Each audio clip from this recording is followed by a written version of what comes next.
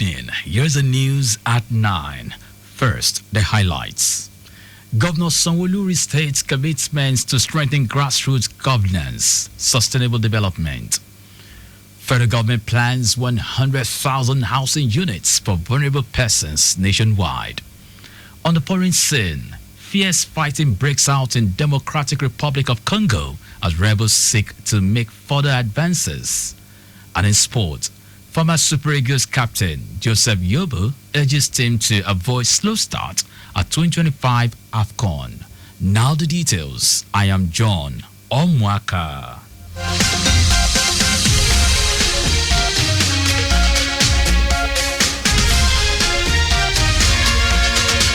Lagos State Governor Babajide Sanwo-Olu has reaffirmed its administration's commitment to strengthening grassroots governance and enhancing service delivery across Lagos local government areas, LGAs, and local council development areas, LCDAs, in the state. Governor Sanwo-Olu stated this while speaking at the 2025 Local Government Summit organized by Lagos State Local Government Service Commission with a theme strengthening grassroots governance and service delivery in local government and local council development areas. The governor, who was represented by Secretary to the state government, Abimbola Saluhunde, commended the commission for organizing the summit, emphasizing its role in deepening discussions on local governance. Chairman of the commission, Kamal Bayeu, emphasized the pivotal role of local councils as the foundation of socio-economic development in Lagos State. He described the summit as a significant platform for dialogue, collaboration, and the exchange of innovative ideas aimed at repositioning grassroots governance as a cornerstone of sustainable development. Also, the permanent secretary of the Lagos State Local Government Service Commission, Abosede George, provided a comprehensive recap of the last summit, highlighting key resolutions and progress made in strengthening grassroots governance.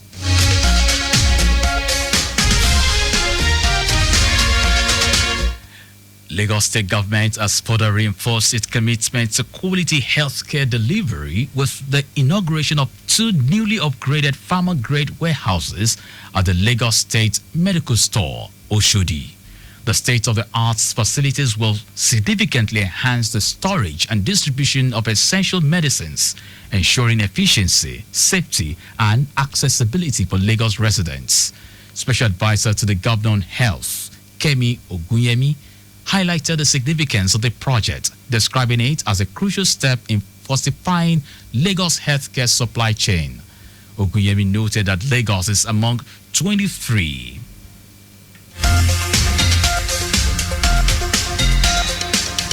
Ogunyemi noted that Lagos is among 21 states selected by the National Product Supply Chain Management Program for infrastructural upgrades under the Resilient and Sustainable System for Health Grant 2, funded by Global Fund and facilitated through UNICEF. She emphasized that the newly inaugurated warehouses are equipped with temperature control systems, laboratories for drug analysis, cold rooms, inventory management technologies, alternative power sources, and advanced security features to meet national standards.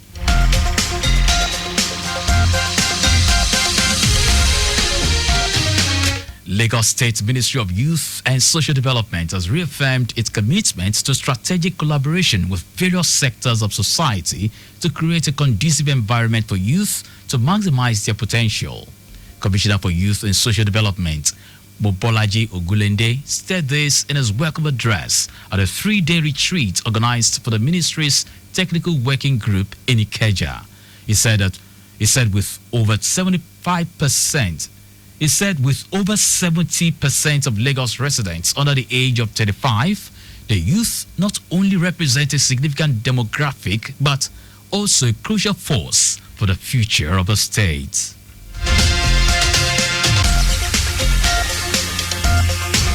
The National Association of Nigerian Students, NAS, Lagos State University, LASU branch, has paid a courtesy visit to the Speaker of the Lagos State House of Assembly, Mojisola Miranda. The student representative said the visit was to congratulate Miranda over her emergence as Speaker of the State Assembly. Miranda, an alumnus of LASU, was elected Speaker on January 13 after the removal of Mudashiru Obasa by the lawmakers over issues relating to alleged high-handedness and financial impropriety. Describing her as a thoroughbred Lagosian, the chairman of NAS, Abdurrahim Aziz, used the opportunity to list some of the challenges faced by students in the university. According to him, students who have had to read in darkness as the Keja campus gets less than 2 hours of power supply daily.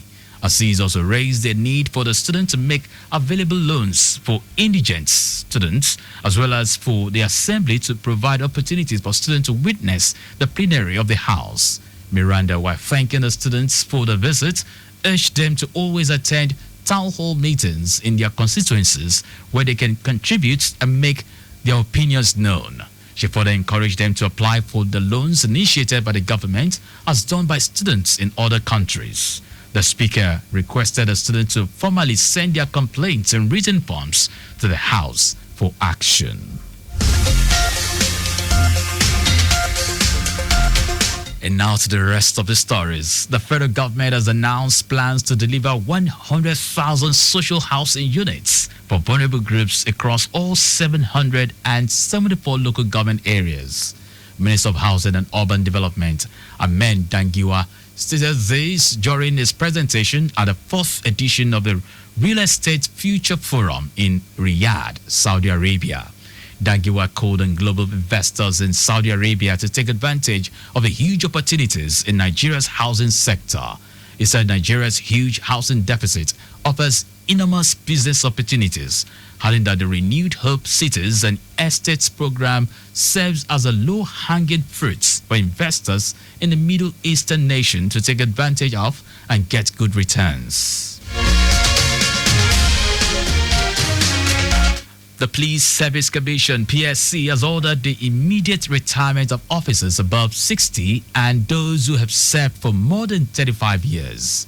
PSC reached the decision after its extraordinary meeting. In a statement by spokesman Ikechukwu Ani, the PSC said it reversed the decision in 2017, which approved that the force entrants should have their date of appointment in the force against the date of their enlistment. Ikechukwu also says the decision has been communicated to the Inspector General of Police, Kayode Egbetokun, for implementation. The registration for the 2025 Unified Tertiary Matriculation Examination, UTME, has been shifted to Monday, February 3, instead of Friday, January 31, as earlier slated. In a statement, Public Communication Advisor of the Joint Admissions and Matriculation Board, JAMB, Fabian Benjamin, says the change was necessary to allow the board to implement essential adjustments to its registration templates. Benjamin says the board discovered that some computer-based test (CBT) centers had used deceptive facilities to be approved, prompting the need for further scrutiny and corrections by disapproving such centers. He adds that the additional time will be used to ensure that all necessary changes are made for a smooth registration process. And now to foreign news. There has been fierce fighting as Rwanda-backed M23 rebels advance towards the second largest city in Eastern Democratic Republic of Congo, marking a further escalation in the region's conflict.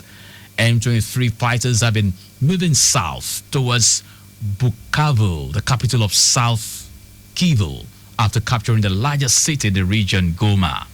This is after the Congolese army set up a defensive line on the road between the two cities. South Kivu Governor Jean Jacques Sadiki noted that the Congolese army and their allies are holding back the rebels, but there are no facts to verify this. Earlier this week, the M23 fighters vowed to continue their offensive until they reach the capital, Kinshasa, which is 2,600 kilometers away. Hundreds of civilian volunteers have also been enlisted to defend Bukavu.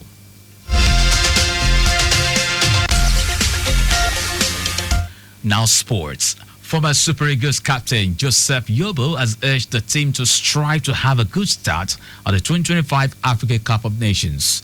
The three-time African champions are pitted in Group C with Tunisia, Uganda, and Tanzania. According to Yobo, a good start is very important and the first two games are very important. He also warned the team against viewing their opponents as underdogs because experiences at the last AFCON show that underdogs are capable of pulling surprises. The Super Eagles will begin their campaign against the Taifa Stars of Tanzania in Fez on Tuesday, December 23. And that's our news at 9. But just before we go, always obey road signs and traffic lights. You can follow us on like all our various social media platforms. X at Traffic Radio 961. Facebook, Lagos Traffic Radio 96.1 FM.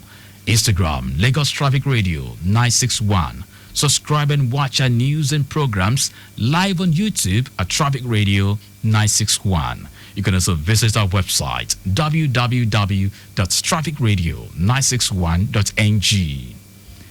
Did you know that the Sanwo-Olu administration strengthened alliance with 200 representatives from various women-focused NGOs in the state as part of efforts to alleviate the economic plight of women residents in the state? You can get more details on the Lagos State Government website. To end the news, here are the highlights of the major stories. Lagos State Governor Babajide Sanwo-Olu has reaffirmed its administration's commitment to strengthening grassroots governance and enhancing service delivery across local government areas and local council development areas in the state. The federal government has announced plans to deliver 100,000 social housing units for vulnerable groups across all 774 local government areas. We also told you that there has been fierce fighting as Rwanda-backed M23 rebels advance towards the second largest city in Eastern Democratic Republic of Congo, marking a further escalation in the region's conflict. And in sports, former Super Eagles captain Joseph Yobo has urged the team to strive to have a good start at the 2025 Africa Cup of Nations. For contact with the newsroom, send a message to info@trafficradio961.ng. That ends the news broadcast compiled by Adewale Oluwoporoku. I am John Omoaka. Thank you very much for listening.